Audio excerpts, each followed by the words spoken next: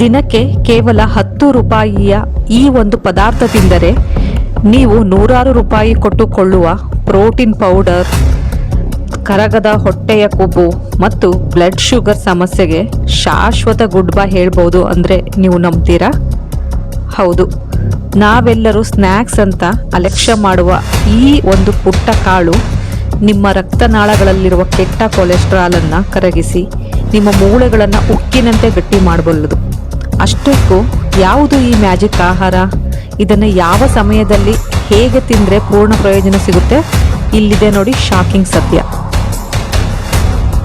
ವೀಕ್ಷಕರೇ, ಇಂದಿನ ಧಾವಂತದ ಜೀವನದಲ್ಲಿ ನಾವೆಲ್ಲರೂ ಫಾಸ್ಟ್ ಫುಡ್ ಮತ್ತು ಎಣ್ಣೆಯಲ್ಲಿ ಕರಿದ ತಿಂಡಿಗಳಿಗೆ ಮಾರು ಹೋಗ್ತಿದ್ದೇವೆ ಅಲ್ವಾ?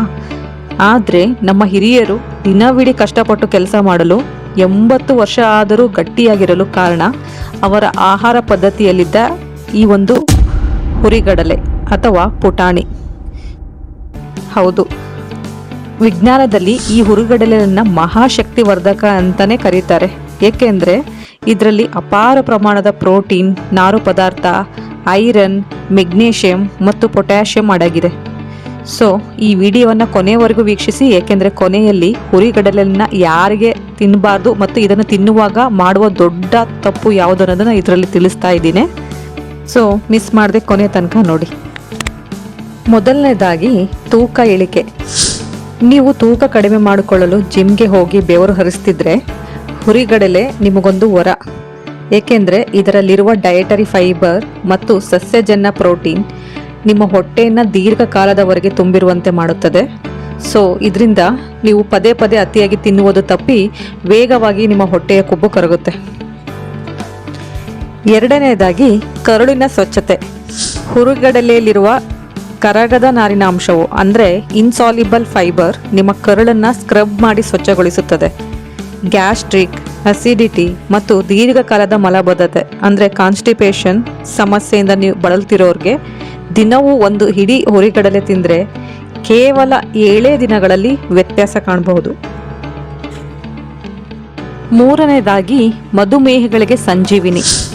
ನೋಡಿ, ಹುರಿಗಡಲೆಯಲ್ಲಿ ಗ್ಲೈಸೆಮಿಕ್ ಇಂಡೆಕ್ಸ್ ಅತ್ಯಂತ ಕಡಿಮೆ ಇರುತ್ತೆ.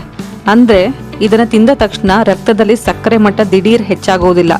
ಬದಲಿಗೆ ಇದು ಇನ್ಸುಲಿನ್ ಸೂಕ್ಷ್ಮತೆಯನ್ನು ಹೆಚ್ಚಿಸಿ ಗ್ಲೂಕೋಸನ್ನು ದೇಹಕ್ಕೆ ಸಸ್ಯಾಹಾರಿ ಶಕ್ತಿಯಾಗಿ ಮಾರ್ಪಡಿಸುತ್ತದೆ. ಇದರಿಂದ ಬ್ಲಡ್ ಶುಗರ್ ಕಂಟ್ರೋಲ್ಗೆ ಬರುತ್ತೆ. ನಾಲ್ಕನೆಯದಾಗಿ ಆರೋಗ್ಯಕರ ಹೃದಯ. ಹುರಿಗಡಲೆಯಲ್ಲಿ ಫೋಲೇಟ್, ತಾಮ್ರ ಮತ್ತು ಮೆಗ್ನೀಷಿಯಂ ಹೇರಳವಾಗಿವೆ.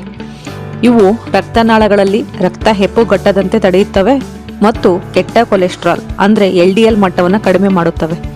ದಿನವೂ ಹುರಿಗಡಲೆ ತಿನ್ನುವವರಲ್ಲಿ ಹೃದಯಾಘಾತದ ಅಂದರೆ ಹಾರ್ಟ್ ಅಟ್ಯಾಕ್ ಅಪಾಯ ಗಣನೀಯವಾಗಿ ಕಡಿಮೆ ಆಗುತ್ತಿದೆ ಎಂದು ಅಧ್ಯಯನಗಳು ಹೇಳುತ್ತವೆ. ಐದನೆಯದಾಗಿ ಮೂಳೆ ಮತ್ತು ಗಂಟು ನೋವು ಮುಕ್ತಿ. ನೋಡಿ, ವಯಸ್ಸಾಗುತ್ತಿದ್ದಂತೆ ಮೂಳೆಗಳು ಸವಿಯುವುದು ಮತ್ತು ಗಂಟು ನೋವು ಬರುವುದು ಸಾಮಾನ್ಯ. ಹುರಿಗಡಲೆಯಲ್ಲಿರುವ ಕ್ಯಾಲ್ಶಿಯಂ, ಫಾಸ್ಫರಸ್ ಮತ್ತು ಮ್ಯಾಂಗನೀಸ್ ನಿಮ್ಮ ಮೂಳೆಗಳ ಸಾಂದ್ರತೆಯನ್ನು ಅಂದರೆ ಬೋನ್ ಡೆನ್ಸಿಟಿಯನ್ನು ಹೆಚ್ಚಿಸುತ್ತವೆ ಮತ್ತು ಆಸ್ಟಿಯೋಪೊರೋಸಿಸ್ ತಡೆಯಲು ಇದು ಅತ್ಯುತ್ತಮ ಫುಡ್ ಅಂತಲೇ ಹೇಳ್ಬೋದು. ಆರನೇದಾಗಿ ದೇಹದಲ್ಲಿ ರಕ್ತ ಹೆಚ್ಚಳ. ನೋಡಿ, ವಿಶೇಷವಾಗಿ ಮಹಿಳೆಯರಲ್ಲಿ ಮತ್ತು ಮಕ್ಕಳಲ್ಲಿ ಹಿಮೋಗ್ಲೋಬಿನ್ ಕೊರತೆ ಹೆಚ್ಚಾಗಿ ಕಂಡುಬರುತ್ತದೆ.